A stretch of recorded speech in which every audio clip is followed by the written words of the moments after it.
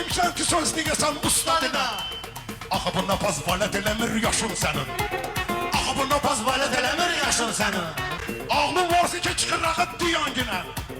Bədən və ağırlıq edir başın sənin. Gözüm düşməsin bədən və başıma mənim. Kəndində qonaqdırsa qardaşın sənin.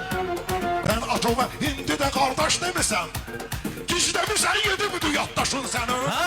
Girdə mənə oğlum düşün ayağa sən. Üstü və riski sürücüyəm maşın sənin. Sən mənim üstümə maşınsa sürmədinə. Nuri yanımda göz qaşın sənin. Sənə 2 dənə bənd demişəm, ağlamısan. Üstü başlı yaş eləyib göz yaşın sənin. Mənə çağırıb bülbülə yap qonaq elədin. Başıma döksün pişirdiyim qaşın sənin. Deyirsən ki daşım ağırdı mənim.